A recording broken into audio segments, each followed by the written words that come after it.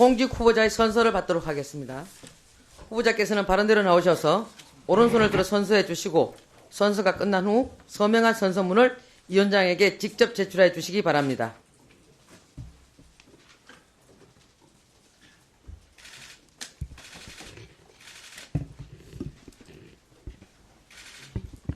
선서.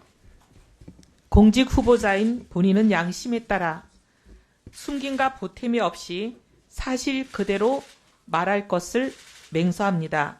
2026년 1월 23일 공직 후보자 이혜훈.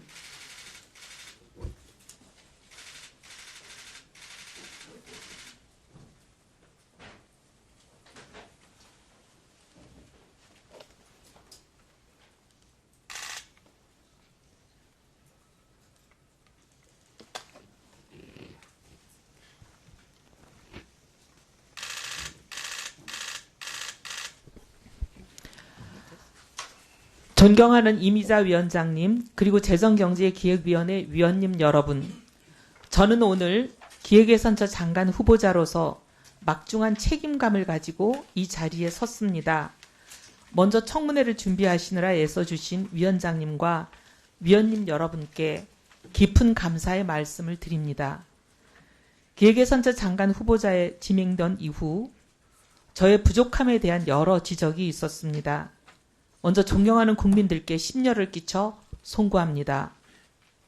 청문위원 여러분, 그리고 저를 장관 후보자로 지명하신 대통령님께도 송구합니다. 우선 저의 성숙지 못한 언행으로 인해 상처받은 모든 분들께 진심으로 사과드립니다.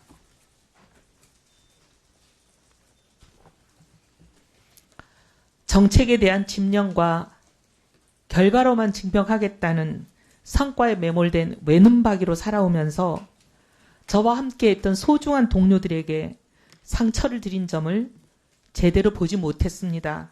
뼈저리게 반성합니다. 또한 내란에 동조했다는 비판을 피하기 어려운 잘못된 판단의 자리에 서 있었음을 다시 한번 사과드립니다. 어떠한 변명도 하지 않겠습니다. 책임은 오롯이 저에게 있습니다. 잘못을 즉시 인정하지 못하고 무려 1년이란 긴 세월을 망설임과 침묵 속에서 흘려보냈다는 사실, 즉 이 늦은 사과가 그 자체가 또 하나의 잘못임을 분명하게 인정합니다. 제가 평생 쌓아온 재정정책의 경험과 전문성으로 국민주권정부의 성공에 단 한 부분이라도 기여할 기회를 주신다면 저의 과오를 국정의 무게로 갚으라는 국민의 명령으로 알고 사력을 다하겠습니다. 장관직을 제안받고 깊은 고민을 했습니다. 통합과 협치의 필요성은 늘 제기되지만 지금까지 실질적인 성과는 없었습니다. 과거 여당이 소수당일 때는 통합의 손길이 세불리기로 오해받기도 했고 강력한 힘으로 뒷받침되지 못해 실질적인 성과를 내지 못했습니다. 그러나 지금은 거대 야당으로서 세불리기 자체가 필요치 않은 상황에서 나온 통합의 발걸음은 협치의 제도화를 향한 대통령님의 진정성으로 읽혔습니다. 진영 정치에 발목 잡혀 한 걸음도 앞으로 나가지 못하는 지금의 대한민국에 새로운 길을 여는 일에는 돌을 맞더라도 동참하겠다는 심정으로 이 자리에 서게 되었습니다. 국정은 진영의 것이 아니라 오직 국민의 것이어야 한다고 믿기 때문입니다. 그동안 소신을 접은 변절이라는 공격도 받았습니다. 하지만 저는 보수 진영에 속해 있었을 때도 꾸준히 그리고 가장 열심히 경제민주화의 목소리를 내왔습니다. 최저임금법 개정안, 이자제한법 개정안, 휠체어 금지법 등을 발의했을 때는 당을 떠나라는 숱한 공격을 받기도 했지만 이겨내 왔습니다. 시장 맞는주의에 매몰되어 있는 보수가 아니라 진영을 넘어 오직 국민과 국익을 위한 실용에 방점을 두었기 때문입니다. 국민 주권 정보의 국정 운영에 다른 시각을 조화롭게 접목할 수 있는 접점이 많은 사람이라고 믿습니다. 재정도 마찬가지입니다.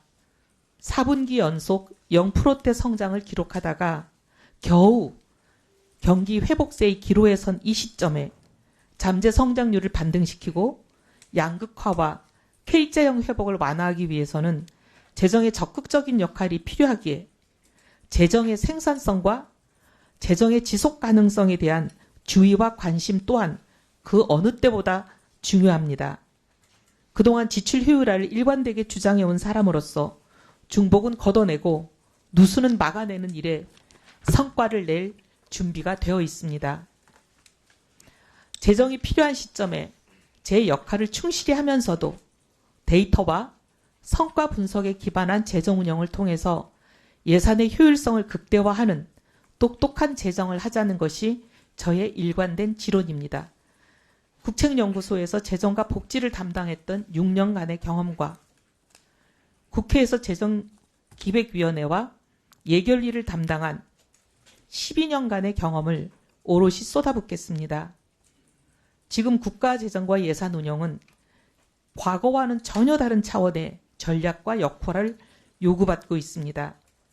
트럼프 시대 이후 완전히 변화된 국제정세와 새로운 경제질서 속에서 대한민국을 지켜내기 위해서입니다.